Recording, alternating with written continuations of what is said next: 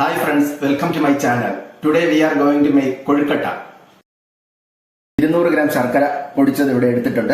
അരമുറി തേങ്ങ, 2 സ്പൂൺ നെയ്യ് വേണം, ജീരകവും ഏലക്കയും കൂടെ പൊടിച്ചത്, അരിമാവ്, വെള്ളം. മിക്സ് റെഡിയാക്കുന്നതിന് വേണ്ടിയിട്ട് സ്റ്റൗ കത്തിച്ച് പാൻ അടുപ്പത്ത് വെച്ച് 1 കപ്പ് വെള്ളം അതിലേക്ക് ഒഴിച്ചു കൊടുക്കാം. അതിനുശേഷം ശർക്കര ഇട്ട് കൊടുക്കാം.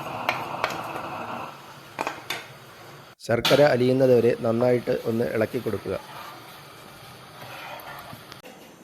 ശർക്കര ഉരുക്കിയത് നന്നായിട്ട് തണുത്തതിന് ശേഷം ഒരു അരിപ്പ് വെച്ച് അരിച്ച് എടുക്കാം. ശർക്കരയിലെ മണ്ണും പൊടിയും മാറ്റുന്നതിന് വേണ്ടിയിട്ടാണ്.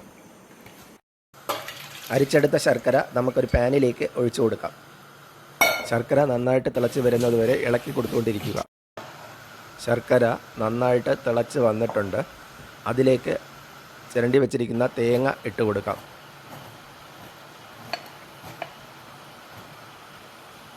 തേങ്ങ ഇട്ട് കൊടുത്തതിന് ശേഷം അതെല്ലാം കൂടെ നന്നായിട്ട് യോജിപ്പിച്ചെടുക്കാം. അതിലേക്ക് ചതച്ച് വെച്ചിരിക്കുന്ന ജീരകവും ഏലക്കാപ്പൊടിയും കൂടെ ഇട്ട് കൊടുക്കാം. എല്ലാം കൂടെ നന്നായിട്ട് മിക്സ് ചെയ്തെടുക്കുക. ഈ സമയത്ത് തീ ലോ ഫ്ലെയിമിൽ വെച്ച് ചട്ടിയുടെ അടിയിൽ പിടിക്കാതിരിക്കാൻ വേണ്ടിയിട്ട് ഇളക്കി കൊടുത്തുകൊണ്ടിരിക്കുക. വെള്ളം എല്ലാം വറ്റി നമ്മുടെ മിക്സ് നന്നായിട്ട് കുറുകി വന്നിട്ടുണ്ട്. ഇനി സ്റ്റൗ ഓഫ് ചെയ്ത് ഇത് ഇറക്കി വയ്ക്കാം.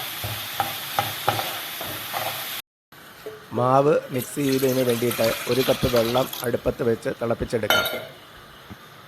ചൂടാക്കാൻ വെച്ചിരിക്കുന്ന വെള്ളത്തിലേക്ക് 1 സ്പൂൺ അളവിൽ ഉപ്പും കൂടെ ഇട്ട് കൊടുത്ത് തിളപ്പിച്ചെടുക്കാം. മാവ് കുഴച്ചെടുക്കാം.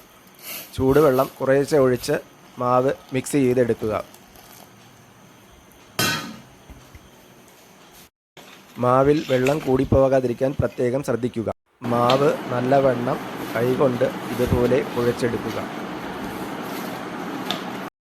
മാവ് കുഴഞ്ഞു വന്നതിന് ശേഷം 2 ടീസ്പൂൺ അളവിൽ നെയ്യും കൂടെ ചേർത്ത് വീണ്ടും ഒന്നും കൂടെ നന്നായിട്ട് മിക്സ് ചെയ്തെടുക്കുക. മാവ് നല്ല മൃദുവാകുന്നതിനും രുചി കൂടുന്നതിനും വേണ്ടിയിട്ടാണ്. നല്ലൊരു മണവും എല്ലാം ഉണ്ടാവും.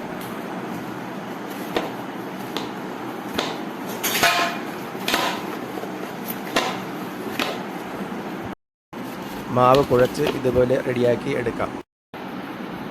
കുഴച്ച മാവ് ഇതുപോലെ ഉരുളകളാക്കി ഉരുട്ടി ഒരു പ്ലേറ്റിലേക്ക് മാറ്റി വയ്ക്കാം.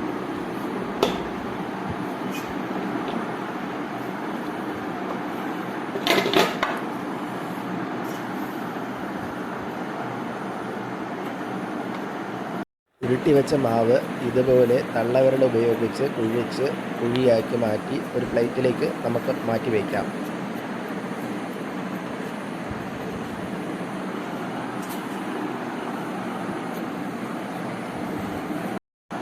എല്ലാ ഉരുളകളും ഇതുപോലെ ഷേപ്പാക്കി മാറ്റി വയ്ക്കാം.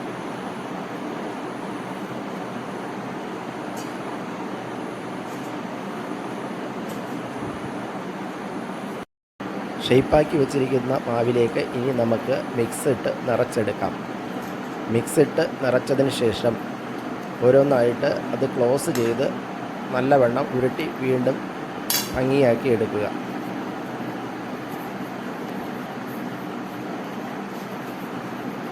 ഉരുളകൾ ഇതുപോലെ ഷേപ്പാക്കിയതിന് ശേഷം അവസാന ഭാഗം കുറച്ച് വെള്ളം തൊട്ട് കവർ ചെയ്ത് നല്ല ക്ലോസ് ചെയ്തെടുക്കുക. ഇതുപോലെ നല്ലവണ്ണം ക്ലോസായി ഉരുട്ടിയെടുത്തില്ലെങ്കിൽ അകത്ത് വെച്ചിരിക്കുന്ന മിക്സ് വെന്ത് പോകുമ്പോൾ പുറത്തു പോകാൻ സാധ്യതയുണ്ട്. ഷേപ്പ് ചെയ്ത് വെച്ചിരിക്കുന്ന ഉരുളകളെല്ലാം ഇതുപോലെ ഫില്ല് ചെയ്ത് ഒരു പ്ലേറ്റിലേക്ക് മാറ്റി വയ്ക്കാം.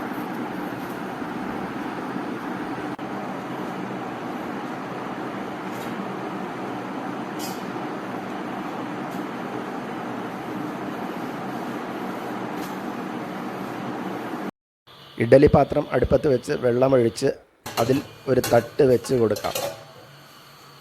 ആ തട്ടിലേക്കാണ് ഇനി നമുക്ക് ഈ ഉരുളകളെല്ലാം എടുത്ത് വെക്കേണ്ടത്. ഇഡ്ഡലി പാത്രത്തിലെ വെള്ളം ചൂടായി വരുമ്പോൾ ഓരോ ഉരുളകളായിട്ട് ഈ തട്ടിലേക്ക് എടുത്ത് വെച്ച് കൊടുക്കാം.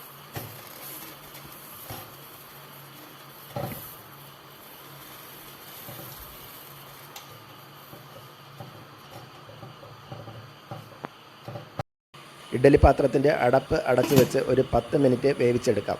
10 മിനിറ്റ് കഴിഞ്ഞിട്ടുണ്ട്. ഇനി നമുക്ക് അടപ്പ് തുറന്ന് നോക്കാം. കൊഴുക്കട്ട റെഡിയായിട്ടുണ്ട്. ഈസി ആയിട്ട് ഉണ്ടാക്കാൻ പറ്റുന്ന ഒരു ഡിഷാണ്. എല്ലാവരും ഒന്ന് ട്രൈ ചെയ്ത് നോക്കുക. പ്രഭാത ഭക്ഷണത്തിനും ഡിന്നറിനും ഈവനിങ് സ്നാക്സിനും ഉപയോഗിക്കാൻ പറ്റിയ ഒരു ഡിഷാണിത്. വീഡിയോ ഇഷ്ടപ്പെട്ടാൽ സബ്സ്ക്രൈബ് ചെയ്യാനും ലൈക്ക് ചെയ്യാനും ഷെയർ ചെയ്യാനും മറക്കരുത്. മറ്റൊരു വീഡിയോയുമായി വീണ്ടും കാണാം. Thanks for watching.